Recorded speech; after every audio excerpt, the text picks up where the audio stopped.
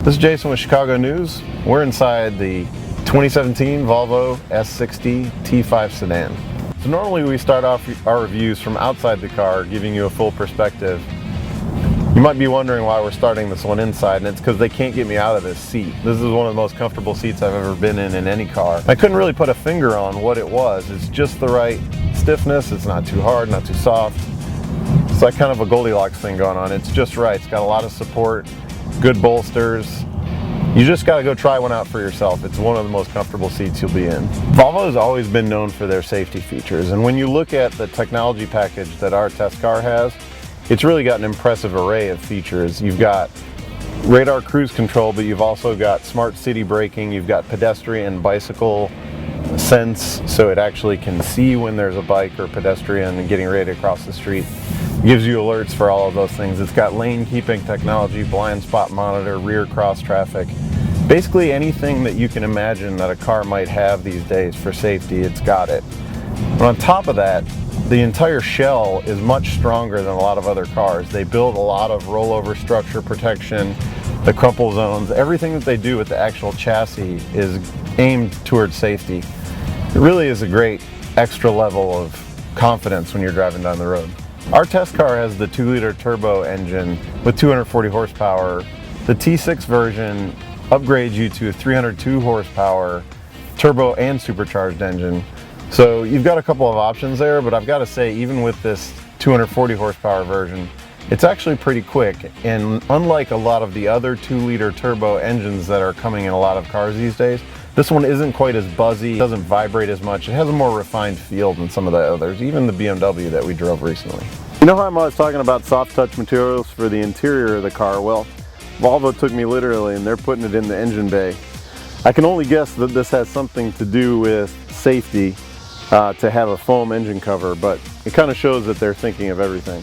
As far as economy, this 2-liter turbo gets 23 city, 31 highway, combined average of about 26. We're seeing a little lower than that, but of course I've got a heavy right foot.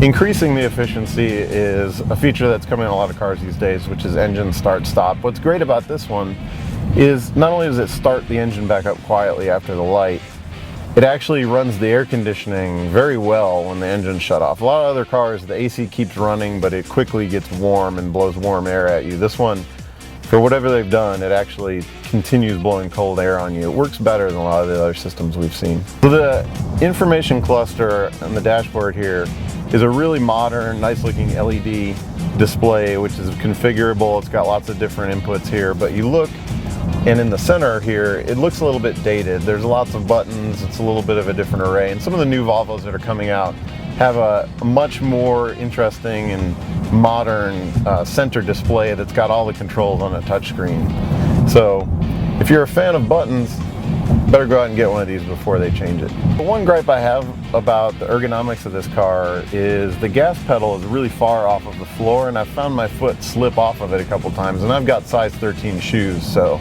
I can imagine if you had smaller feet it might happen even more. So, you know, they could have a little bit longer gas pedal, make it easier to keep your foot on it. Like a lot of other cars have a gas pedal that comes off of the floor instead. Some of the materials in the interior here are really great, and this being the T5 version, you can get a T6 and you can also get a Polestar version, each of which have a little bit higher line materials on the interior, but there's lots of aluminum trim here, and this whole center console is a really nice textured aluminum piece. It all has a very sporty, athletic feel. It's a very modern look and really good materials they've chosen throughout. As far as handling goes, especially with the sport package, this S60 really handles well. Again, Volvo, they have a Polestar performance line. Some R-line accessories are actually on this as part of the sport package, and you really feel it. We've taken a couple off ramps, gone through some corners, and it really has a great balance, good platform, lots of grip, not really at the expense of very much ride quality. We're going over some pretty big bumps right now, and it's a pretty decent ride. So with the sport package, you get these steering wheel mounted paddles that control the 7-speed automatic gearbox. So let's see what this 2-liter turbo can do. See, that's pretty great acceleration. This car weighs over 4,000 pounds, especially because of all the safety that's built into it. And for it to be able to motivate that quickly, it's actually got pretty fun acceleration. Like a lot of cars that are considered mid-size, there's a conspicuous lack of rear seat legroom. You know, in a mid-size car, I imagine a much bigger car than this. It's almost bordering on compact. For some, that might be a good thing. You've got a tight parking spot, or if you're looking for a smaller sedan, this is for you. So if you have a third and fourth passenger that you're going to be regularly carrying, I'd bring them with you on a test drive so that you can make sure there's enough legroom in the back. Our test car also has the Harman Kardon upgraded stereo, and it's actually a really good sounding unit. There's Harman Kardon stereos in a lot of different manufacturers' cars these days, and they can be pretty variable as to how they sound. This one's a really good version. It has a lot of controls as well. There is an equalizer. You can really tailor the sound the way you want it. So kudos to them for doing one of the higher level Harman Kardon stereos.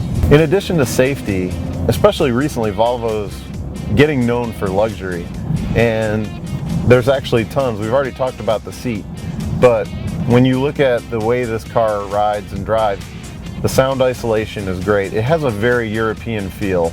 So when you compare it to a lot of different brands, this one's going to have a more German feel. It's going to have a more luxurious feel than some of its Japanese or American counterparts. Some cars on the road look dated, but this isn't one of them. Even though this platform came out in 2010, it still is a great and modern looking design even today. Our test car includes the Sport package, which has 19-inch wheels, paddle shifters on the steering wheel, and it gives just a more aggressive stance. It really couples well with this nice red color. Now, you might notice this isn't a regular color for a Volvo, and we really love the idea of putting a bright color like this on a car like this. But don't worry, you can still get it in white and silver and beige and those other colors. One of the clues to the Sport package in this car is this very subtle R-design strut tower bar, so there's little cues here and there that there's something a little bit sportier about this version.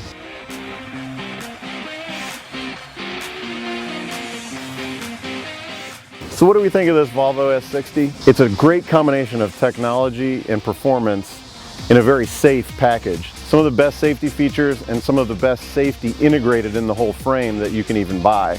And at $44,000, it's actually quite a value for what you're getting.